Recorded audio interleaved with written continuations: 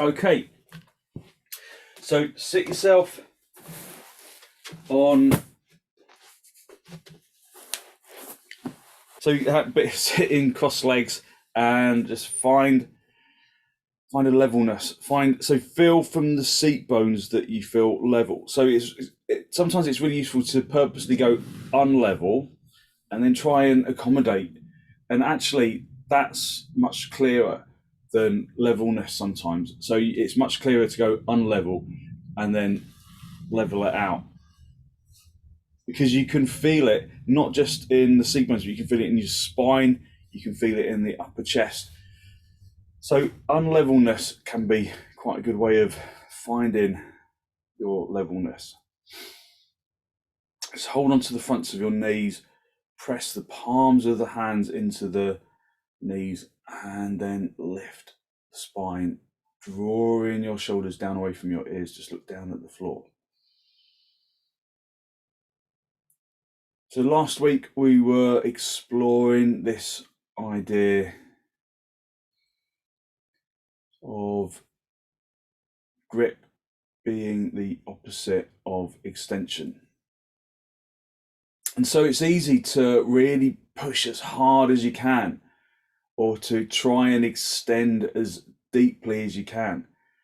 And that's a good instinct, of course, but sometimes we've got to soften, because if we over grip the muscle, then it's actually the opposite of extension. It's prevention of extension.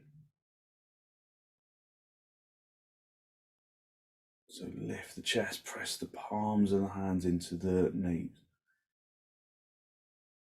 Soften the muscles of the arms, but softening doesn't mean just releasing.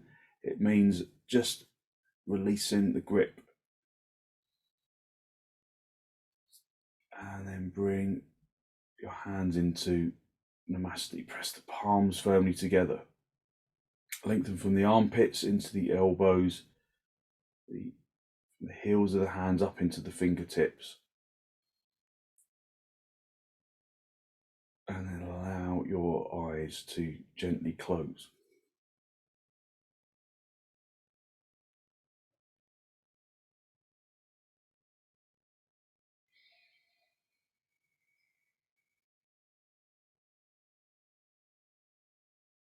So while you spend a little time in Namaste, just go back to the seat bones. Feel, is there balance underneath the seat bones? Or have you noticed that maybe you need to adjust one more time?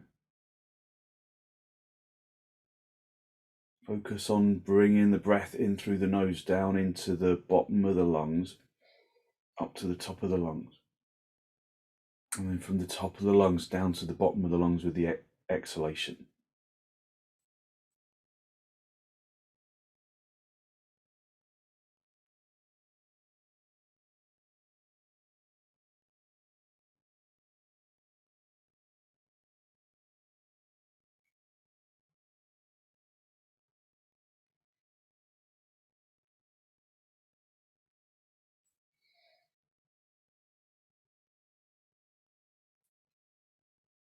While you focus on your breath, spend a little time to just activate the hind ear hearing.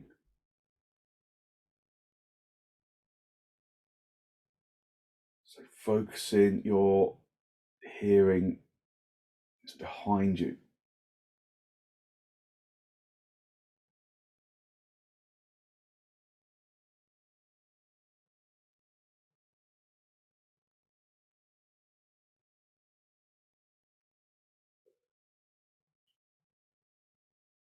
And maintaining the hind ear hearing, focus on tuning your ears to the fore ear hearing in front of you.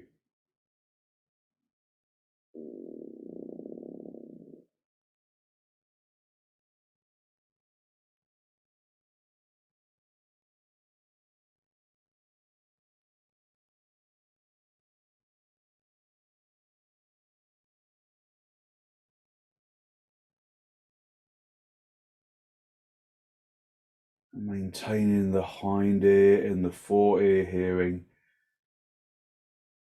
Incorporate the lower ear hearing.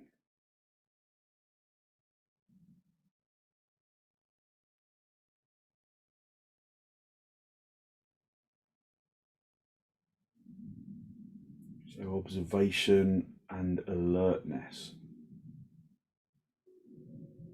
Even though the eyes are closed,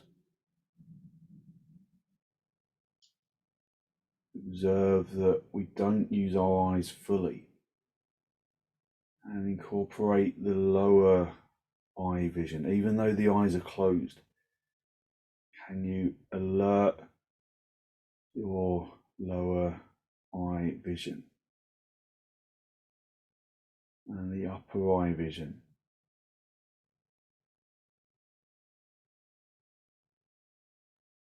And the outer eye vision, all the way towards the back corner of the temples near the ear.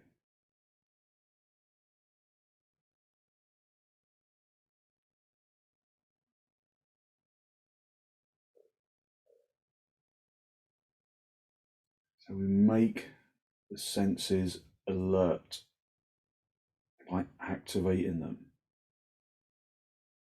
Feel the face, the skin from the face down to the feet. Just developing that sensitivity.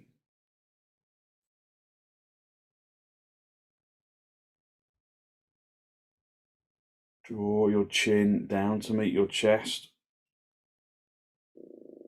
Spend a moment to seek to generate a genuine, heartfelt sense of gratitude for something or someone.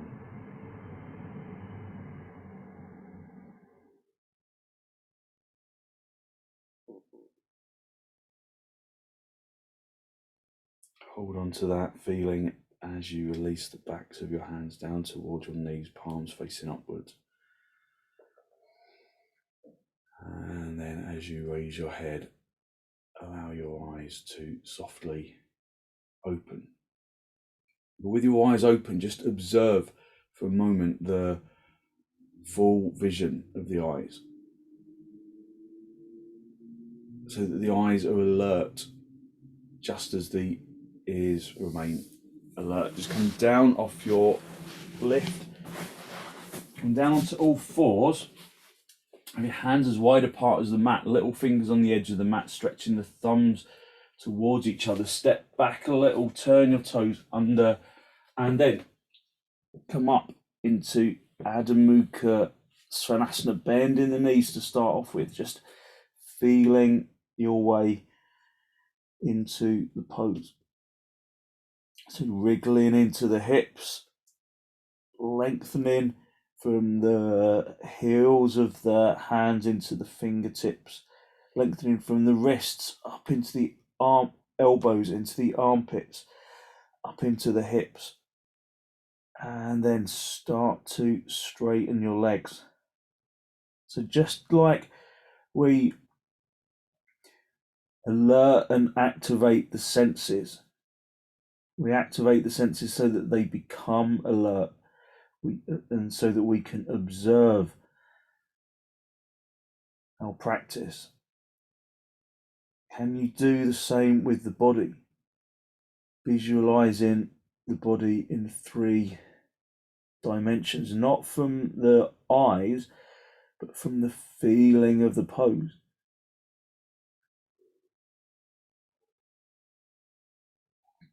Breathing evenly and deeply, straightening the legs, tightening the kneecaps, drawing the kneecap through to the back of the knee, lifting the thighs, turning the fronts of the thighs inwards. Breathing evenly and deeply, listening to the sound of the breath. So we can use dog down to initiate the physical body, so that we start to observe the physical body, become alert. We open up our alert state. And once the body is alert, we can more deeply activate, but remembering to soften grip, especially if there are areas of discomfort. Push your out breath into that region.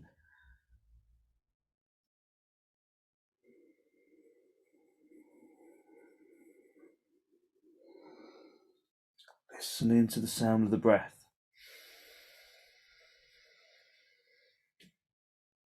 Just allowing the body to be. So we're doing, feeling, seeing, breathing, thinking, and being.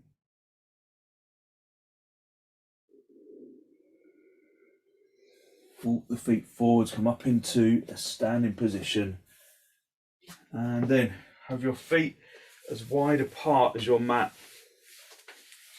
Have blocks for your hands if you've got back problems, and go just going into half uttanasana rather than full uttanasana. So with the hands on the blocks. If you have no back problems, then ensure that you align your feet with the edge of the mat, so the toes are turning inwards, tightening the kneecaps, lifting the chest, and then raising the arms up. So although this is an intermediate stage of the pose, just feel the openness of the body, feeling the openness of the body in 3 dimensions. Bring the thumb into the crease of the elbow, wrap your fingers around your elbows, extend your elbows up towards the ceiling, and then hinge at the hips. Keeping the front chest long, and then just allowing the top of your body to hang down. Let the head hang down. Just feel where your weight is in your feet. Can you hit your weight into your heels by hitting the legs back a little? So whether you're in half uttanasana or full uttanasana, activate the legs. So become alert to the sensations of the body, the sensations of the legs, and lift the shins out of the ankle socket. Lift the kneecaps up away from the thighs, from the shin, sorry. Lift the thighs up away from the kneecaps so that you activate the legs deeply. So that's in full uttanasana or half uttanasana. And then see if you can release down with the upper body in full uttanasana, or extend the body forwards in half uttanasana.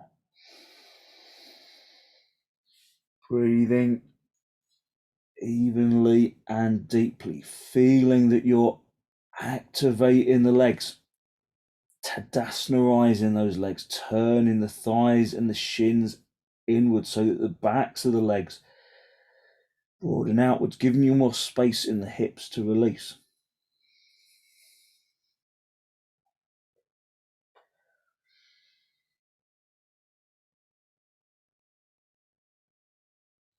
Okay, release your hands down to the floor if you're in full uttanasana, and then come into half uttanasana, fingertips on the floor if you can reach, or use blocks underneath your hands if you can't.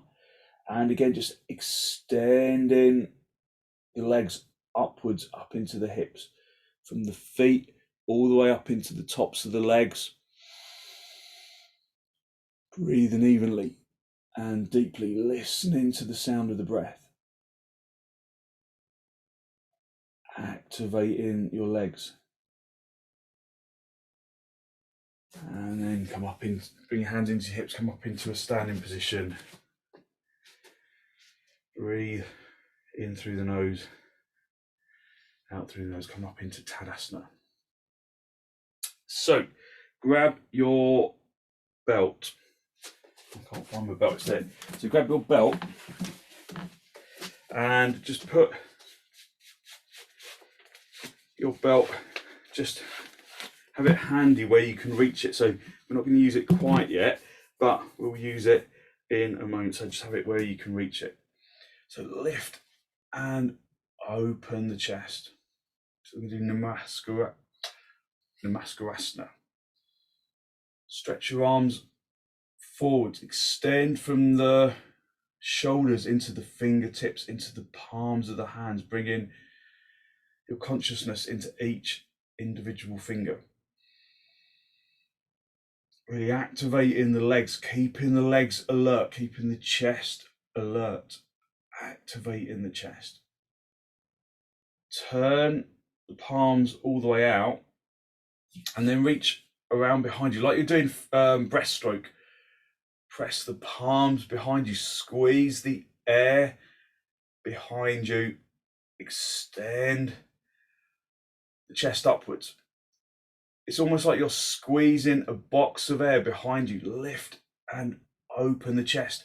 Try and keep the arms as high as you can. Squeeze an imaginary box of air behind you. Lifting the chest. Squeezing that imaginary box of air. And then bring the hands up your back into Namaste. So paschima, namaskarasana. Walk, pushing the little fingers towards each other and then draw your elbows towards the back of the room and then lengthen from the elbows into the heels of the hands so that the palms come level. Lift and open the chest, driving the spine upwards. Breathing evenly. Breathing deeply. If there's no problem with your back, then step your feet just over hip width apart and then come forward and come down into uttanasana. If there's problems with your back, then you can just do halfway. Keep the head lifted. Otherwise, keeping the front chest lifted and then coming down with the chest broadened. Try and keep the palms of the hands together. So it's a little bit of a variation on prasarita baddhakonasana 2.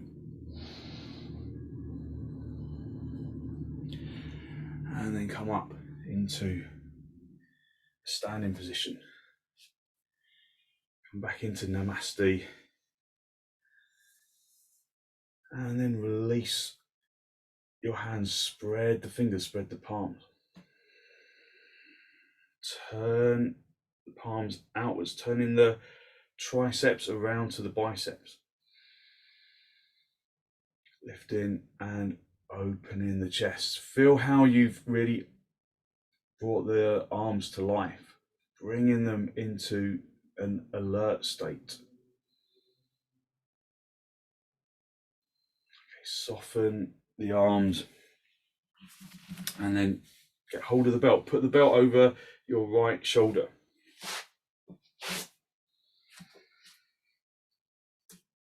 And then come back to Tadasana. Stretch your left arm forward, spread into the fingertips. Turning the palm all the way out. And then keep the arm high, rotating the tricep right around to the bicep. So trying to rotate the upper arm in the socket. And then walk that hand up towards the neck. Now at this stage, we have to really recognize, are we gripping? So in that bottom arm, because it's quite hard to bring that bottom arm up the back, chances are there's a real distinct kind of clenching of the muscle. So lengthen from the shoulder down into the elbow. Lengthen from the elbow up into the fingertips. But try to release that feeling of grip. Stretch forwards with the right hand, come up into an urdhva hastasana. Right hand turning that tricep around to the bicep, so you're turning the palm almost to face the back of the room. and then reach down. See if you can take hold. If you can't take hold, then use the belt. So just spend a few moments just seeing how you can connect with the other arm. And then come back into Tadasana. Now, Tadasana is a hard one to do without kind of over gripping. So work from the feet, stretch the toes from the heels, lift the shins up, lift the kneecaps up, lift the thighs up into the hip socket. Do it with softness. Lift from the hips up into the armpits, pulling either elbow away from each other, opening up in the chest, pulling the bottom elbow down, the upper elbow up, softening in the jaw.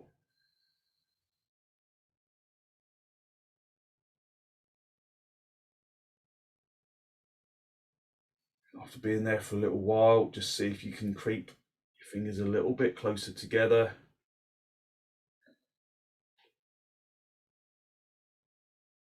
Breathing evenly and deeply.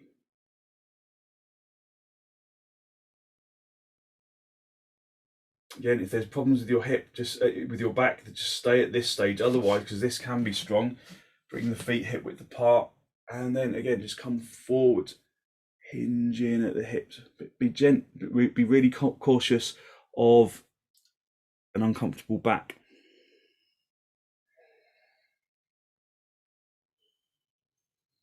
Keep pulling the elbows apart. And then bend your knees on the way up if you need to cut. If you need to, just come back up, come back into Tadasana.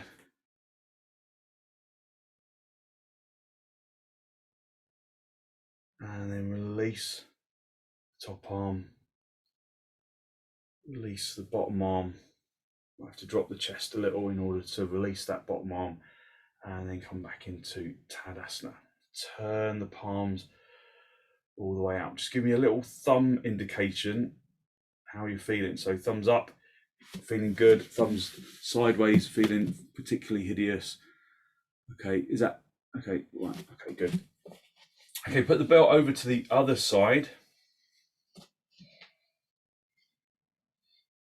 And then just come back into Tadasana. But with Tadasana with lightness, almost like you're kind of full of air. Lifting from the feet up into the shins, into the kneecaps, into the thighs, and the hips up into the armpits. Stretch forwards with the right hand, spread the fingers. Just spend a moment just to observe the arms. Are they really tense? Or can you soften the arms and extend a little further? Breathing evenly and deeply. Turn the palm all the way out with the right hand, turning the tricep around towards the bicep. And then reach behind you, turning the upper arm in the socket, pressing the palm up to face the ceiling, and then bend the elbow at the last minute, draw the elbow in towards the body, and then drive those fingers up towards the neck. So at this stage, you need softness here to here, from the shoulder into the armpit. So the more you soften there, the more you'll get that hand up your back. Reach up into the left arm, just feeling how you release out of the last pose. So release out of that last pose first, and then bend the elbow and then see, can you take hold? So if you can't, so on this side, it's always a bit stiffer for me. I use the belt, at least at first, on this other side. So just hold onto the belt or onto the fingers, and then just spend a moment in the pose, observing how you can extend your pose by softening, feeling where there's intensity, pushing your out breath into that region.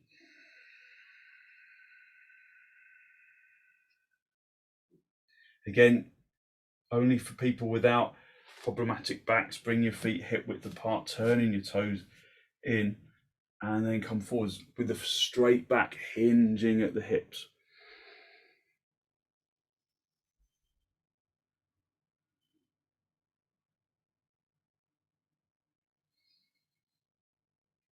Breathing evenly and deeply, and then come up, bend your knees on the way up if you need to,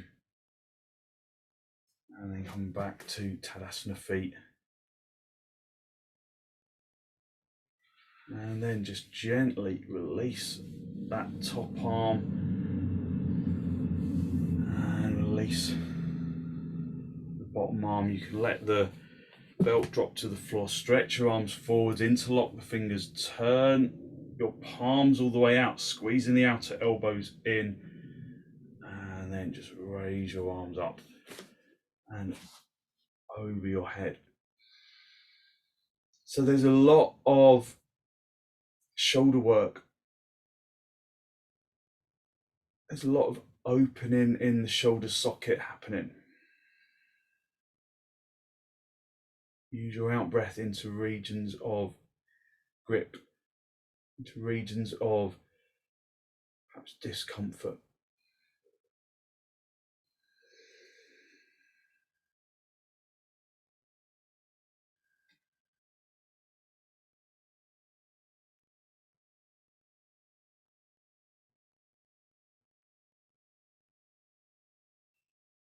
And then release your arms. And then come back into all fours and go down into dog down. So just give yourself a good distance for your dog down. Start off on the floor if you need to. Just bring the palms onto the floor. Press the palms deeply into the floor. Push in the heels of the hands into the floor, lengthening into the fingertips. Hands shoulder width apart, your feet hip width apart, and then just come up into Adho Mukha Svanasana. Breathing into the pose. Softening your jaw and your tongue.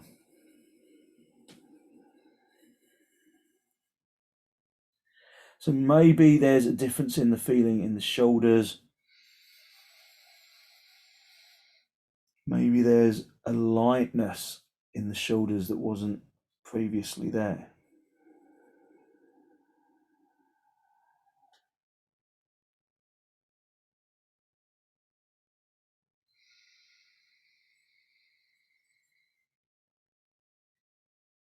Keeping the jaw soft, keeping the tongue soft, keeping the breath soft.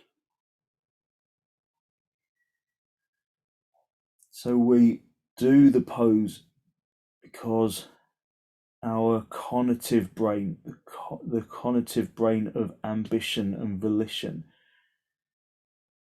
bring us here. And through that volition, we get the opportunity to just feel into the physical body. And through that feeling, if we activate our feeling, we begin to see the body in 3 dimensions. And by breathing and seeing the breath moving into the body, feeling the chest expanding upwards and outwards with the in-breath, feeling the chest contract with the out-breath, through seeing the breath, we draw our thoughts into the pose. And by drawing our thoughts into the pose, we draw our attention inwards, and the whole process begins again, doing, feeling, seeing, breathing, thinking, being. Perhaps finding that flow state. Come down onto your knees, sit back onto your heels. And then stretch forwards into Adho virasana. So we work ourselves into an alert state, and we do draw our attention into the body through observation. From that alert state, we can more deeply activate. So we activate the physical body, we activate the senses, we activate the breath, we activate the mind. We reach into a state of sensitivity where we start to develop the pratyaharic withdrawing of the senses, where we start to feel the body from the skin through activating the senses, through developing that sensitivity. We develop the ability to perceive, perceptivity. So we perceive the feeling of the pose. So we perceive the body, the senses, the mind, the breath, and the energy, the prana. And the body, the mind, the senses, and the breath become objectified. They become objects. And we become discerning and sightful. Through perceptivity, we become pensive, and we start doing, feeling, seeing, breathing, thinking, and being. Okay, just come up, back up onto your, just sit back on your heels for a moment. And then come onto all fours for rajakopotasana. So sitting back, so just have your knees underneath your hips, your hands underneath your shoulders, and then lengthen the front chest forwards, just nice and gently, like you're doing the cow pose, but softer. Breathing evenly and deeply. Feel that the body quite easily wants to feel like it drops into the arms. Can you lift from the wrists up into the elbows, into the armpits? Can you stretch from the knees into the toes? Bring your right knee to make contact with the right wrist, and then bring the foot out to the side so it sits underneath the hip, the right hip. To the left hip, sorry. So bring that right foot so it sits underneath the left hip. And then walk that left leg back, come up onto the fingertips, and then extend into that left leg. Tadasanaise that left leg so that the hips come level.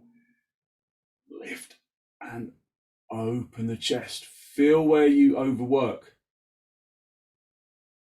And soften so that you can extend more deeply. Turn the crease of the elbows to face forwards, keeping the shoulders down. Extend the chin up towards the ceiling.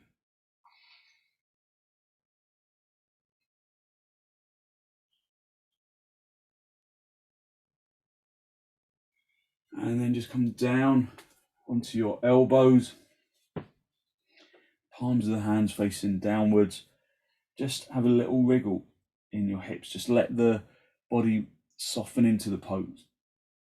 So it's more of a yin approach. So wriggling into the hips. And then bring one fist on top of the other.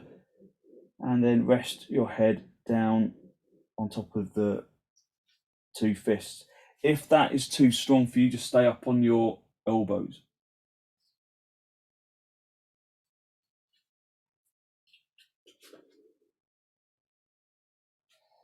So just rest into the floor. So it's a more of a yin pose. We can still maintain that sense of physical alertness. We can still maintain the sense of observation.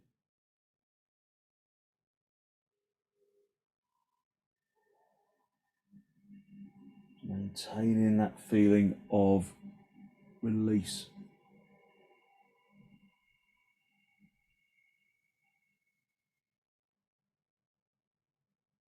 Just allowing the body to release into the floor.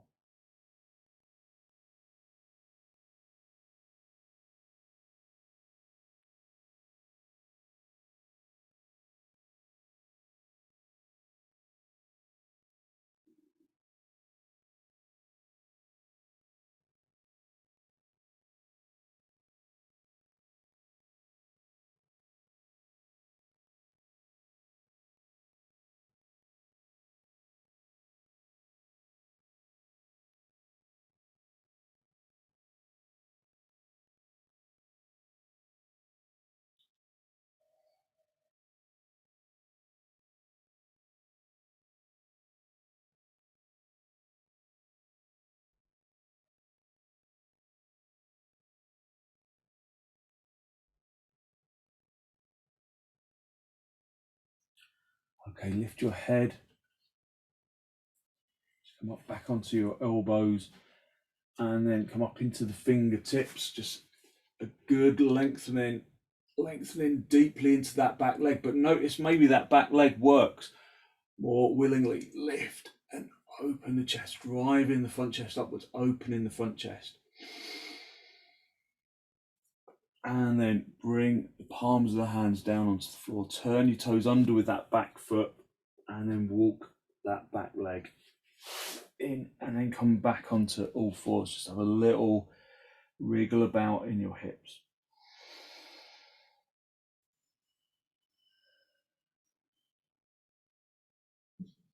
And then just come back to neutral.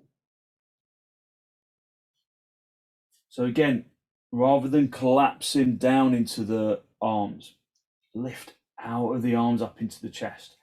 Lengthen from the knees into the toes, pressing the shins down. Just be at neutral. And then bring the left knee to make contact with the left wrist and bring the left foot out to the side so it's sitting underneath the right hip, or will be. And then walk that right leg away. Come up onto the fingertips, lift and open the chest, tadasanaizing that back leg, lifting up into the chest. So the more you work into that back leg with softness and gentleness, the more lift you get in the front chest. Turn the crease of the elbows to face the front, forwards in front of you, to broaden the collarbone. And then come down onto your elbows, just have a little wriggle in your hips. And then create a couple of fists for your hands, but have the opposite fist on the top. And then release your head down onto your elbows. And then just let the muscles relax. Let the muscles soften.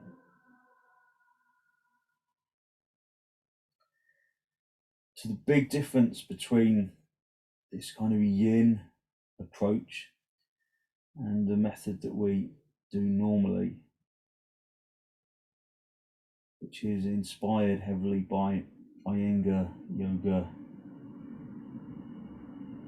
the difference is that when you soften the muscles, when you let gravity do the work, then it works on the connective tissues rather than on the muscle. It lengthens and stretches and strengthens the connective tissues between the muscles.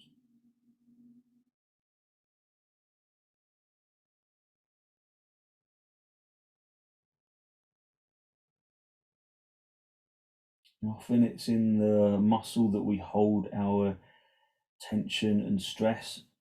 So by stretching it out, we release our tension and our stress. It can also be in the connective tissues. And when you soften the muscle, you still get that extension of muscle, but without the grip.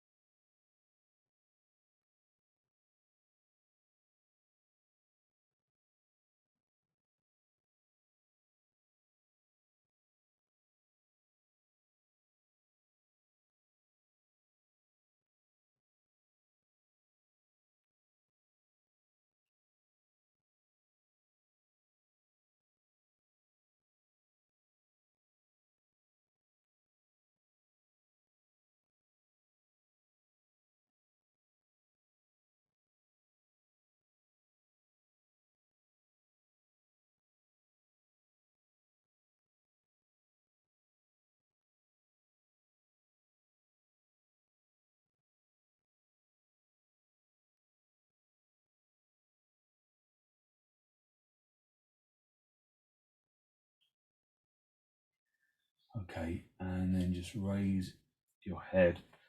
Just come, walk your hands back to the first stage. Come up onto the fingertips. Just extend into that back leg. Lift up into the chest.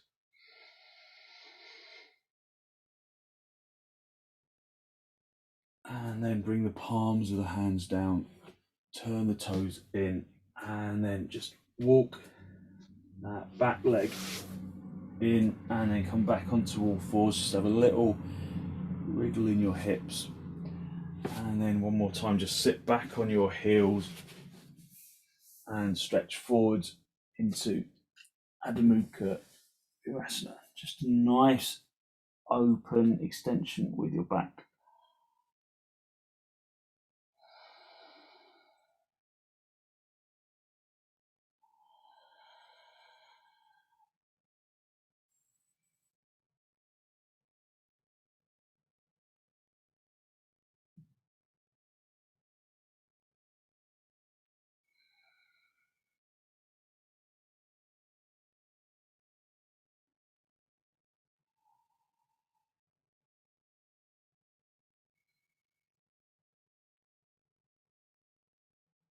Just feeling all of the same processes. We're feeling all of the poses, that observation and activation, and sensitivity, and perceptivity, and pensivity, all in the same pose. And then come up onto your knees and then come down onto your back, because a lot of that's quite strong in your back. So come down into supta baddhakonasana. So just to really release the back out. So we worked to really open up the hips, open up the shoulders, and this pose, and also the this rajakopotasana works to open up the hips, as does this one. So working in hips and shoulders is really good for positive thinking, which is quite a good way to start the week, isn't it? With a sequence of poses that encourages positive thinking.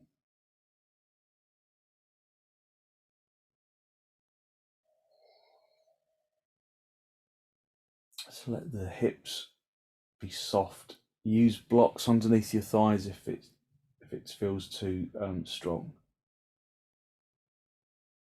Just let gravity draw the knees down towards the floor.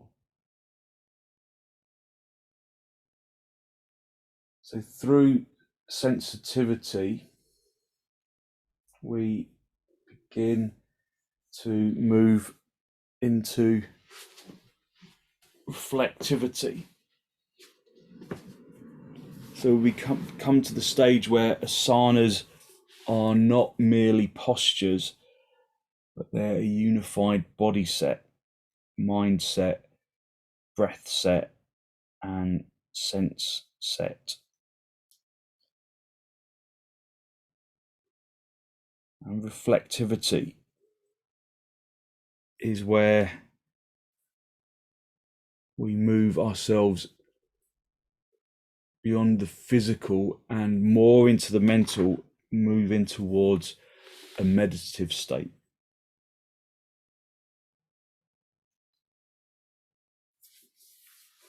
So it's that feeling that we draw our attention in wholly to the physical pose.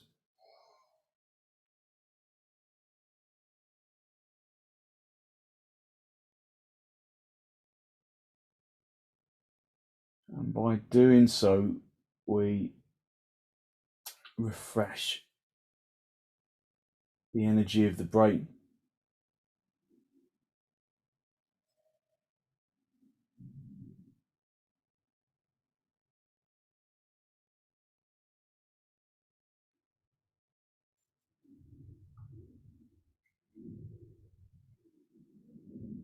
Okay, draw your knees towards each other. Have your knees together, your feet apart for a moment, just to rest your hips.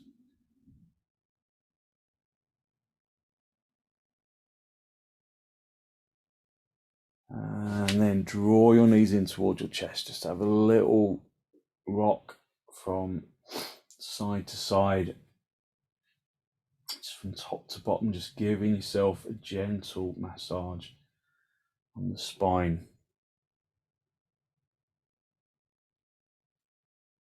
And then rock yourself up into a seated position, and then just come up into cross legs.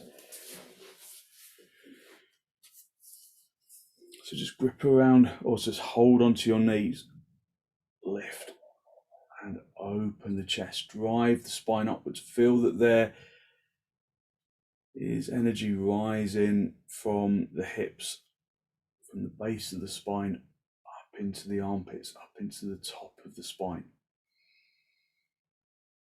Just look down at the floor, draw your chin in towards your chest from Jalandhara Bandha, and draw the anal sphincter up towards the diaphragm from Mula Bandha.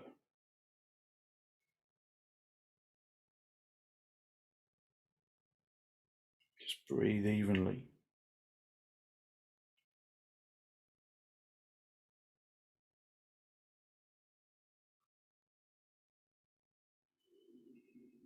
Just feel how the body becomes a unified unit.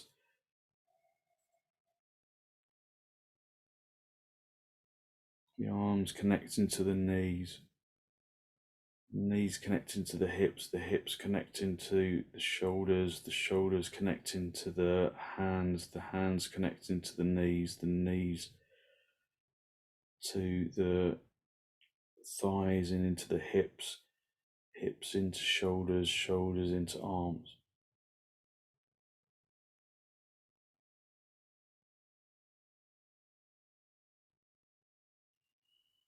Just breathing evenly and deeply.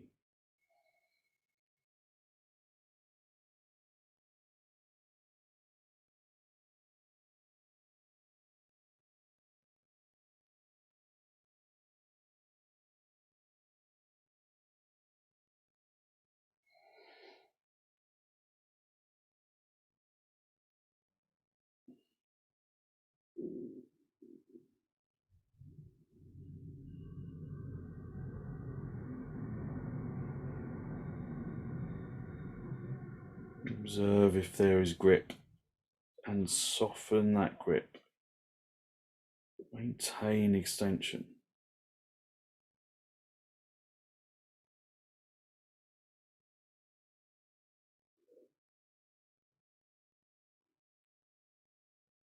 Okay, release Mula Bandha, release Jalandhara Bandha, and then raise your head up. Take a deep inhalation and then turn to the right side. Drawing the abdomen across the ribs across, the shoulders across, keeping the neck soft. Observing within the spine whether there is grip, whether there's grip in the arms, whether there's grip in the spine, whether there's grip in the hips, in the legs. Just allow those grips to release through the out breath.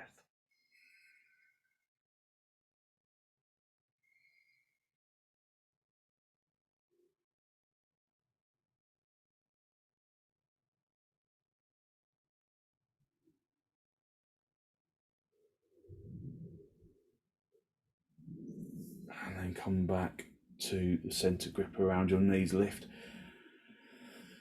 and open the chest, driving the spine upwards. Take a good strong deep inhalation, and then with the exhalation turn to the left. Rising the spine upwards, turning the chest, listening to the sound of the breath as it enters and as it exits.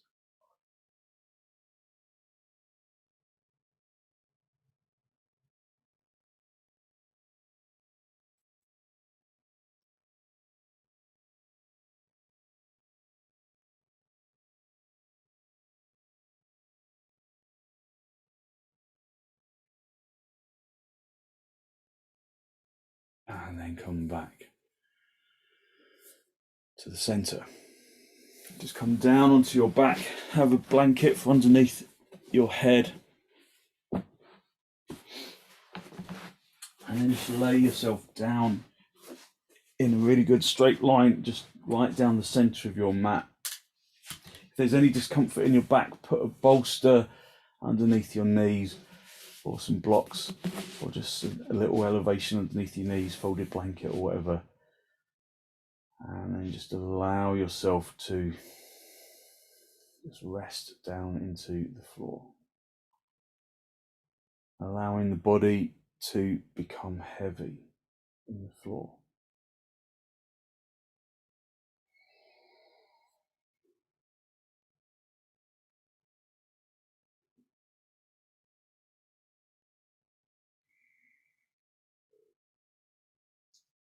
So becoming heavy relies on even release. Unhooking the muscles of the arms and of the legs.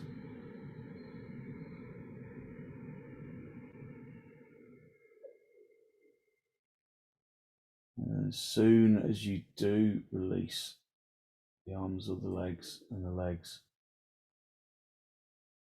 maybe you observe the energetic body rising to the top of the skin, maybe just in one particular part of the body, maybe in the feet, or in the shoulders, or in the arms. Observe that lightness. Use the in-breath and the out-breath to distribute that feeling of lightness evenly throughout the body, all the way down to the tips of the toes, into the tips of the fingers, and into the top of the head.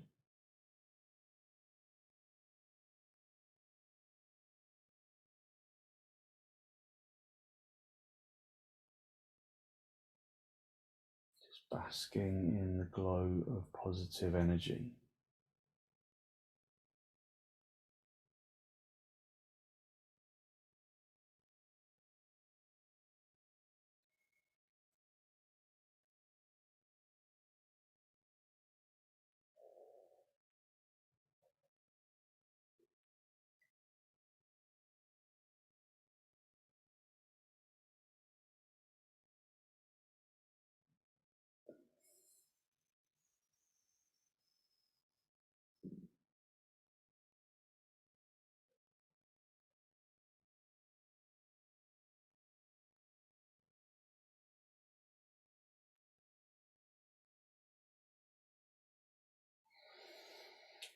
Okay, when you're ready, just wriggle your toes, wriggle your fingers, just bring yourself back into this pose of shavasana.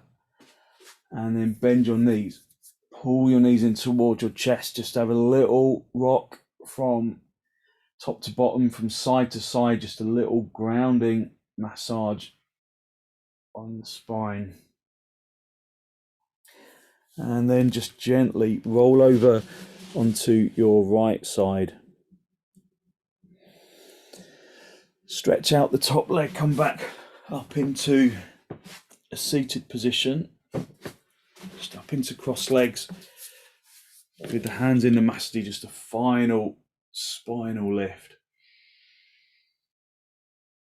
Drawing the breath in through the nose, down into the abdomen.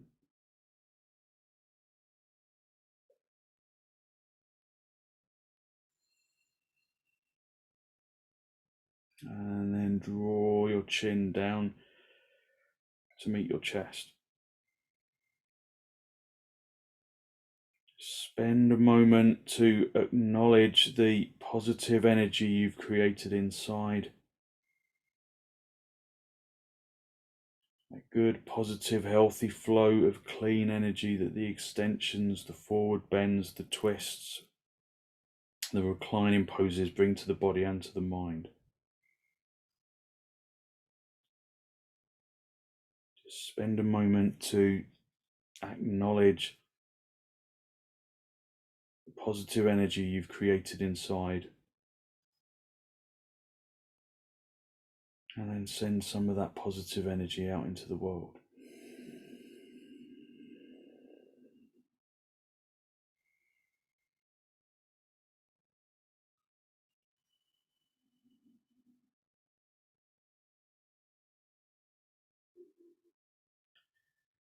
And then very gently release the backs of your hands down toward your knees, palms facing upwards. And as you raise your head, allow your eyes to softly open and the focus to softly come back.